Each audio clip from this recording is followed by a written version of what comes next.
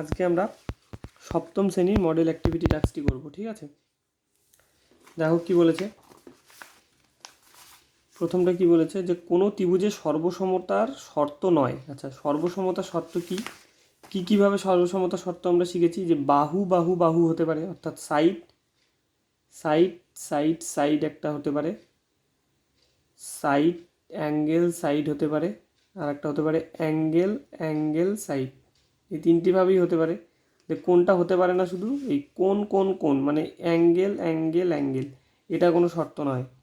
কোনটি ত্রিভুজের সর্বসমতার শর্ত নয়, শুধু কোন এটি সর্বসমতার শর্ত কিন্তু নয়, ঠিক আছে?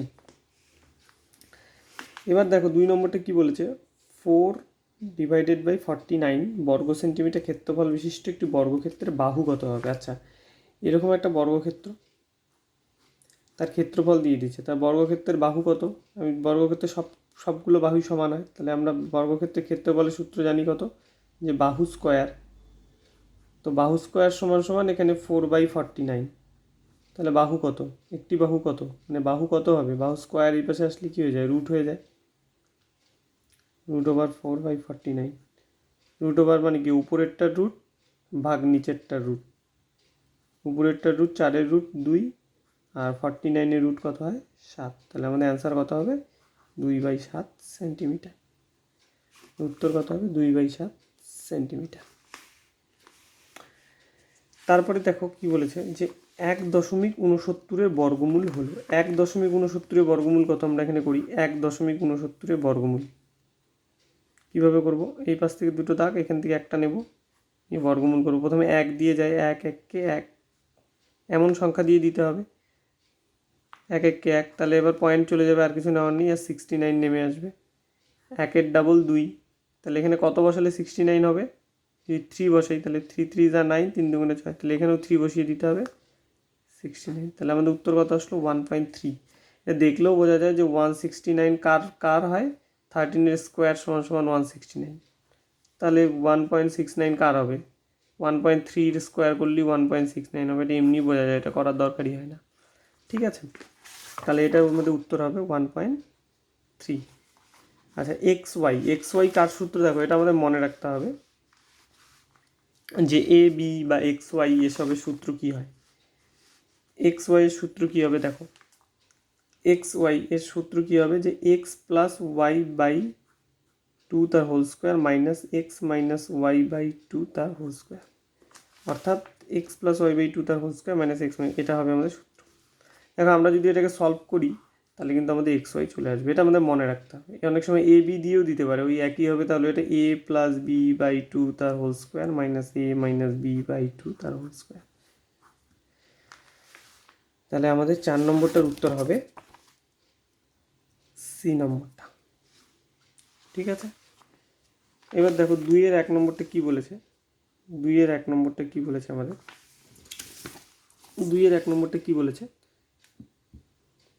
এক্স প্লাস ওয়াই স্কোয়ারের সূত্র থেকে এক্স মাইনাস ওয়াই স্কোয়ারের সূত্র নির্ণয় করতে ওয়াই এর পরিবর্তে মাইনাস ওয়াই লিখতে হবে, ঠিক আছে? আমরা দেখি, এক্স প্লাস ওয়াই স্কোয়ারের সূত্র থেকে এক্স মাইনাস ওয়াই স্কোয়ারের সূত্রে যদি আমাদের যেতে হয়, এক্স মাইনাস ওয়াই স্কোয়ার যেতে হয়, তাহলে ওয়াইয়ের পরিবর্তে মাইনাস ওয়াই লিখতে হবে। তাহলে আমরা যদি এখানে ওয়াইয়ের পরিবর্তে মাইনাস ওয়াই লিখি, কোনো অসুবিধা আছে? কি হয় দেখি, এক্স ব্র্যাকেট উঠে গেলে প্লাসে মাইনাসে মাইনাস ওয়াই হবে। তাহলে হ্যাঁ, লেখা যায় ওয়াইয়ের পরিবর্তে যদি আমরা মাইনাস ওয়াই লিখি, তাহলে এটা এক্স মাইনাস ওয়াই স্কোয়ারের সূত্র নির্ণয় করা যাবে, যদি আমরা প্লাস ওয়াইয়ের জায়গায় মাইনাস ওয়াই লিখি। দেখলাম আমরা এক্স মাইনাস ওয়াই স্কোয়ার আসছে, তার মানে বিবৃতিটি আমাদের কি সত্য বা ট্রু লিখতে পারি। 2-এর 2 নম্বরটা দেখো কি বলেছে, 2-এর 2 নম্বরটা বলেছে 4 minus x into x minus 4 সমান সমান 16 মাইনাস এক্স স্কোয়ার। তো এটিকে দেখো 16 মাইনাস, এটা আমরা যদি এটাকে তুলে করি, যে 16 মাইনাস এক্স স্কোয়ার, এটা মানে কি, 16কে আমরা কি লিখতে পারি, 16কে আমরা এরকম লিখতে পারি, 4 স্কোয়ার লিখতে পারি মাইনাস এক্স স্কোয়ার লিখতে পারি। তাহলে এটা আমাদের কি এ, এটা আমাদের কি বি, আর এ স্কোয়ার মাইনাস বি স্কোয়ারের ফর্মুলা কি, আমরা জানি এ স্কোয়ার মাইনাস বি স্কোয়ারের ফর্মুলা এ প্লাস বি ইন্টু এ মাইনাস বি। তার মানে এটা কত লিখতে পারি 4 plus x into 4 minus x লিখতে পারি। এ প্লাস বি 4 মাইনাস, কিন্তু এখানে আমাদের দেখো কী দেওয়া আছে আমাদের, এটা আমরা সাপোজ ধরে নাও এটা আমাদের লেফট হ্যান্ড সাইড আর রাইট হ্যান্ড সাইড। তাহলে আমরা রাইট হ্যান্ড সাইড থেকে শুরু করেছি, তাহলে রাইট হ্যান্ড সাইডটাকে ভাঙিয়ে আমাদের লেফট হ্যান্ড সাইড কী আসলো 4 plus x into 4 minus x আসলো আমাদের লেফট হ্যান্ড সাইড। কিন্তু আমাদের এই লেফট হ্যান্ড সাইডের সাথে কি মিলেছে, আমাদের কোশ্চেনে কী দেওয়া আছে 4 মাইনাস এক্স এক্স মাইনাস 4, আর আমাদের এসেছে 4 প্লাস এক্স আর হচ্ছে 4 মাইনাস এক্স, অর্থাৎ আমাদের এইটার সঙ্গে কিন্তু মেলেনি, আমাদের কিন্তু এটার সঙ্গে কিন্তু এটা ডাটাটা মেলেনি। এখানে আছে 4 মাইনাস এক্স এক্স মাইনাস 4, আর আমাদের এখানে আছে 4 প্লাস এক্স এক্স মাইনাস 4, তার মানে এটা আমাদের কিন্তু সম্পূর্ণ মিথ্যে, ফলস। দেখো পরের চিত্রটায় দেখো যদি যেরকম দুটি সমান্তরাল সরলরেখা থাকে আর একটা যদি এরকম ভেদক থাকে, এটাকে বলে ভেদক, আর দুটি সমান্তরাল সরলরেখাকে যদি একটি ভেদক এইভাবে ছেদ করে, তাহলে তার এই দুটো কোণকে আমরা বলি একান্তর কোণ, অর্থাৎ এই দুটো কোণ সমান হয় এবং এই দুটো কোণকে আমরা কি বলি একান্তর কোণ। এখানে এই দুটো কোণ যে এখানে দিয়েছে, এই যে এই দুটো সমান্তরাল সরলরেখা, এটা ভেদক, এই কোণটা আর এই কোণটা হচ্ছে একান্তর কোণ 1 আর 2, এরা বলেছে অনুরূপ কোণ। অনুরূপ কোণ কোনটা, এইটা আর এটা হতে পারতো অনুরূপ কোণ, ঠিক আছে, এইটা এবং এটা হতে পারতো অনুরূপ কোণ, কিন্তু ওরা এইটাকে এবং এটাকে অনুরূপ কোণ বলেছে, অ্যাকচুয়ালি এই দুটো হচ্ছে একান্তর কোণ, তাহলে এটা মিথ্যে। তারপরে যেটা বলেছে যে একটা ত্রিভুজ দিয়েছে এবং বলেছে যে ত্রিভুজটি বিষমবাহু, তা একটি বিষমবাহু ত্রিভুজের বলেছে এ বি সি, এই যে বিষমবাহু ত্রিভুজটা দিয়েছে এ বি সি, তার এ ডি এখান থেকে টেনেছে, বলেছে যে চিত্রে এ বি সি এর একটি উচ্চতা এডি, তাহলে এডি ত্রিভুজটির একটি মধ্যমা। দেখো আমাদের প্রথমে জানতে লাগবে মধ্যমা কী। মধ্যমা হচ্ছে কোনো ত্রিভুজের শীর্ষবিন্দু থেকে বিপরীত বাহুর মধ্যবিন্দু অবধি অঙ্কিত সরলরেখাকে মধ্যমা বলে। কোনো ত্রিভুজের শীর্ষবিন্দু থেকে, যে কোনো একটা শীর্ষবিন্দু থেকে বিপরীত বাহুর মধ্যবিন্দু অবধি অঙ্কিত রেখাকে মধ্যমা বলে। তাহলে এটা যদি আমি শীর্ষবিন্দু ধরি, তাহলে এটার মধ্যবিন্দু যদি এরকম জায়গায় ধরি, তাহলে এটা হচ্ছে মধ্যমা। এটা যদি শীর্ষবিন্দু ধরি, এটা যদি মধ্যবিন্দু ধরি এই বাহুটা, তাহলে এটা হচ্ছে মধ্যমা।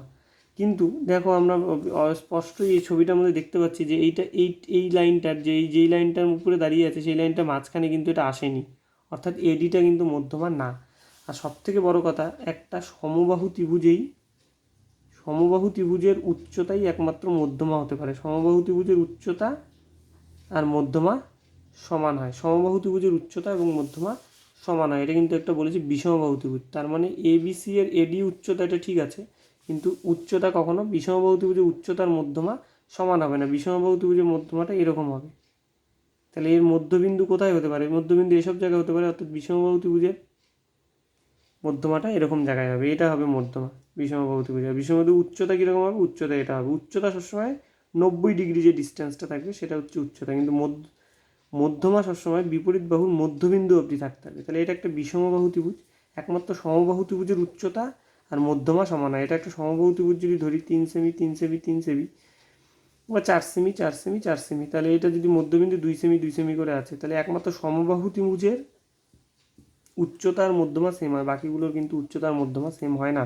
এটা বিষমবাহু ত্রিভুজের মধ্যমা মানে আমরা যে কোনো ত্রিভুজের মধ্যমা মানে শীর্ষবিন্দু থেকে বিপরীত বাহুর মধ্যবিন্দু, অর্থাৎ মধ্যমাটা এরকম হয়ে যাবে, ঠিক আছে। তাহলে এটা কিন্তু আমাদের মধ্যমাও যে বলেছি এডি ত্রিভুজের একটা মধ্যমা, এটা সম্পূর্ণ ভুল,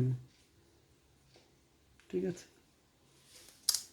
এবার দেখো আমরা 3 নম্বর অঙ্কটাতে চলে আসছি। 3 নম্বর অঙ্কটা কি বলেছে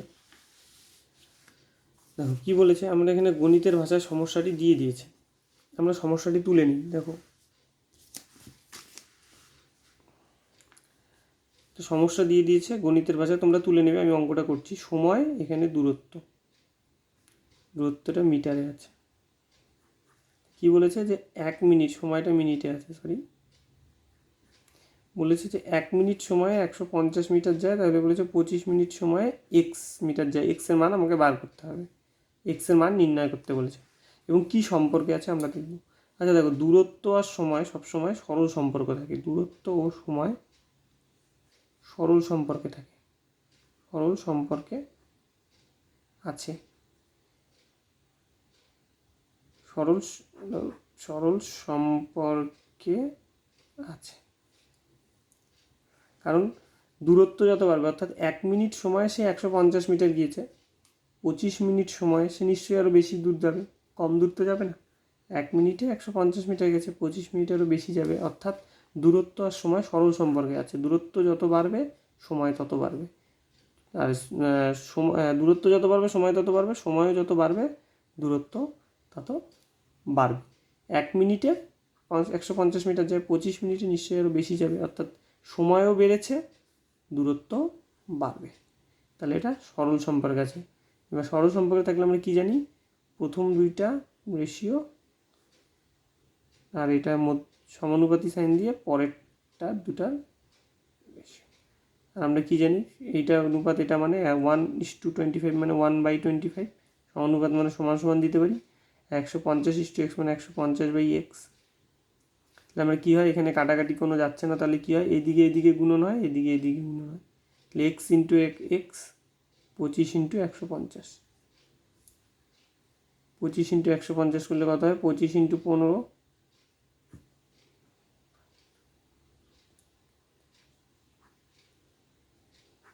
3750 মিটার। এটা হচ্ছে আমাদের উত্তর, 3750 মিটার। দেখো এখানে সরল সম্পর্কে থাকলে আমরা লিখতে পারি যে এই দুটো অনুপাত সমান সমান এই দুটো অনুপাত। ঠিক আছে, এবার আমরা চলে আসছি 2 নম্বর অঙ্কটাতে। এটা সরি 3, এটা 1 নম্বর অঙ্কটা গেল। এবার আমরা চলে আসছি 2 নম্বর অঙ্কটাতে। দেখো 2 নম্বর অঙ্কটা গ্রাফ বলেছে। আমি এখানে লেখচিত্র তো নিয়ে আমি খাতাতেই করে দেখাচ্ছি, তোমরা লেখচিত্র গ্রাফ পেপারে করবে। দেখো আমরা এটাকে ওয়াই অ্যাক্সিস, এটাকে আমরা যদি এক্স অ্যাক্সিস নিই, এক্স অ্যাক্সিস ওয়াই অ্যাক্সিস যে বিন্দুতে ছেদ করে সেটা হচ্ছে মধ্যবিন্দু, আর মূল বিন্দু সেটা হচ্ছে 0। এখান থেকে মূল বিন্দু 0,0 হয়, এক্স কমা ওয়াই 0,0।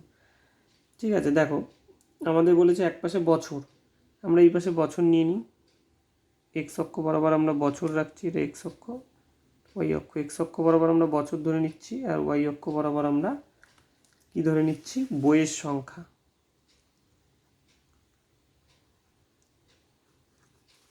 দেখো আমাদের পাড়ার বইয়ের সংখ্যা, পড়ার বই একটা সংখ্যা দেওয়া আছে 2টো, গল্পের বই 2, অর্থাৎ দেখো 2009 সালে পড়ার বই 1200টা, গল্পের বই 1400টা। আর 2010 সালে পড়ার বই 800টা, গল্পের বই 1100টা। বলেছে তালিকার সাহায্যে একটা দ্বিস্তম্ভ লিখচিত্র অঙ্কন করো। দেখো কীভাবে করো, এখানে আমরা 2টো সাল ধরে নিই, একটা 2009 সাল ধরে নিই, তো 2010 সাল ধরে নিই, বছর ধরে নিই, বছরটা আমরা এখানে ধরলাম।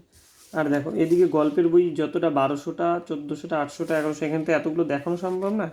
এখানে সাপোজ ধরে নাও যে 5টা ঘরকে তোমরা 200 ধরে নিতে পারো, 5টা ঘর বা 10টা ঘরকে 200 ধরে নিয়ে এগিয়ে এলে, আমি 200 করে নিচ্ছি, ঠিক আছে, এটা 200, তোমরা গ্রাফ পেপারে 5টা ঘর 200 নিয়ে নিলে, তারপরে এটা 400, 600, 800, 1000।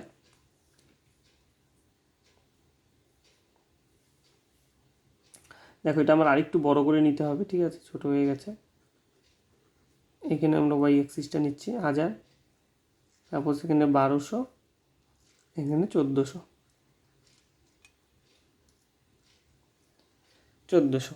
ঠিক আছে, দেখো কি বলেছে যে 2009 সালে পড়ার বই 1200, গল্পের বই 1400। ঠিক আছে, দেখে নিই আমরা। পড়ার বই 1200 মানে যদি আমি এখানে ধরি, তাহলে এখানে আমাদের 2009 সালে এটা পড়ার বইয়ের লেখচিত্র হয়ে গেল, এটা পড়ার বই। এবং গল্পের বই কত আছে, গল্পের বই আছে আমাদের 1400 গল্পের বই। তাহলে গল্পের বই আমরা 1400 নিব, 1200, 1400, এই লাইনে গল্পের বই হবে, অর্থাৎ এখান থেকে আমরা আর একটা দাগ দেবো। আর 2010, দেখো এটা হয়ে গেল। এবার আমরা যে কোনো একটা, এটাকে সাপোজ এরকম করে আমরা বুঝিয়ে দিই, ঠিক আছে। গ্রাফকে কিন্তু তোমাদের স্কেল দিয়ে এবং রুল দিয়ে পেন্সিল ইউজ করে করতে হবে। এটাকে আমরা ফাঁকা রাখলাম। এবার 2010 সালে দেখো কী হয়েছে। 2010 সালে 800, 2010 সালে পড়ার বই কটা? 800টা। মোটামুটি 2800 মানে এই সব জায়গায় হবে, ঠিক আছে। তার মানে এখানে হচ্ছে আমাদের এই মনে করো পড়ার বই, আর গল্পের বই কতগুলো? 1100টা। গল্পের বই 1100টা, মানে এখানে 1000, এখানে 1200, ঠিক মাঝখানে এইসব জায়গায় 1100 হবে। তার মানে মোটামুটি তুমি ধরো এখানে, ঠিক আছে। তার মানে এখান থেকে আমাদের হবে এই হলো গিয়ে আমাদের 1100। এই যে 1200 এবং 1000-এর মাঝখানে হচ্ছে 1100। তাহলে 800 হচ্ছে আমাদের পড়ার বই। এই যে পড়ার বইটাকে আমরা এইভাবে দেখাচ্ছি গ্রাফ পেপারে, আর গল্পের বইটাকে এইভাবে দেখাচ্ছি। তাহলে আমরা এখানে সাইডে দিয়ে দিব যে এখানে একটা জায়গায় লিখে দিব পাশে যে এরকমভাবে যেটা দেখানো হচ্ছে সেটা হচ্ছে পড়ার বই, আর যেটা সাদা কোনো কিছু দেওয়া হয়নি, কোনো মার্কস নেই, সেটা হচ্ছে গল্পের বই। এটা হচ্ছে আমাদের গল্পের বই, এটা পড়ার বই, এটা গল্পের বই। হয়ে গেল, এই হয়ে গেল আমাদের লেখচিত্র, ঠিক আছে। এবার চলে আসছি আমরা পরের পার্টটাতে। দেখো পরের পার্টটাতে কী বলেছে, 3 নম্বরটাতে দেওয়া আছে, আমরা তুলে নেব। দেওয়া আছে, কি দেওয়া আছে? দেওয়া আছে m + 1/m = -p। দেখো, আর আমাদেরকে কি দেখাতে বলেছে? আমাদেরকে দেখাতে বলেছে যে m² + 1/m² = p² - 2। এটা দেওয়া আছে আমাদের। তাহলে আমরা এখান থেকে যে কোনো একটা ধরে নিই। আমরা লেফট হ্যান্ড সাইডে তুলে নিই। লেফট হ্যান্ড সাইড আমাদের কাছে কী দেওয়া আছে? m² + 1/m² দেওয়া আছে। m² + 1/m² হচ্ছে আমাদের লেফট হ্যান্ড সাইড। আমাদের রাইট হ্যান্ড সাইড দেখাতে হবে যে p² - 2। আচ্ছা, এটা কিসের সূত্র পড়ে গেছে দেখো তো? এটা a² প্লাস, এইটাকে যদি আমরা এরকম ধরি তো এটাকে এরকম লিখতে পারি না? 1² মানে 1, 1² মানে 1ই হয়, বাই m² মানে m²। তাহলে 1/m²কে আমরা এইভাবে লিখতে পারি a² + b²। এটাকে মনে মনে a ভাবো, এটাকে মনে মনে b ভাবো। তাহলে a² + b², a² + b² এর সূত্র কি? দেখো a² + b² এর দুটো সূত্র হয়। a² + b² এর দুটো সূত্র হয়। একটা হয় a + b² - 2ab, আর একটা হয় হচ্ছে a - b² + 2ab। অর্থাৎ আমাদের কোন মানটা, a + b এর মান দেওয়া আছে না a - b এর মান দেওয়া আছে, সেটার উপর ভিত্তি করে আমরা নেব। দেখো আমাদের a বলতে আমাদের m হচ্ছে a আর 1/m হচ্ছে b, a + b দেওয়া আছে। তার মানে আমরা এই সূত্রটাকে a + b এর ফর্মুলাটায় ভাঙাবো, এটাতে ভাঙাবো।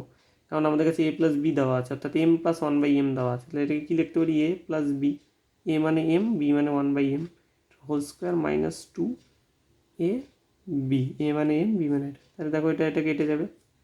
m + 1/m এর মান দেওয়া আছে -p, তাহলে এখানে আমরা -p তার হোল² লিখতে পারি -2, -p² মানে -p × -p মানে মাইনাসে প্লাস p²।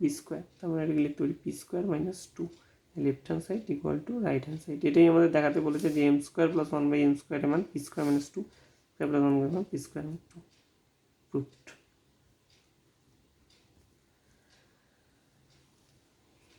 দেখো, ঠিক আছে। এবার চলে আসছি আমরা পরেরটাতে। দেখো কী বলেছে, করিম চাচা আয়তকার জমির দৈর্ঘ্য এবং প্রস্থের 2 গুণ এবং এই জমির ক্ষেত্রফল 578 বর্গমিটার। করিম চাচা জমিটির দৈর্ঘ্য, প্রস্থ, পরিসীমা নির্ণয় করো। দেখো কী বলেছে, একটা আয়তকার জমি দৈর্ঘ্য প্রস্থের 2 গুণ বলেছে। দেখো তাহলে দৈর্ঘ্য প্রস্থের 2 গুণ। তাহলে আমরা ধরি প্রস্থ x মিটার, তাহলে দৈর্ঘ্য কত? 2x metre. তাহলে প্রশ্নানুসারে, প্রশ্নে কি বলে দেওয়া আছে দেখো, প্রশ্নে বলে দেওয়া আছে আয়তকার জমির ক্ষেত্রফল কত?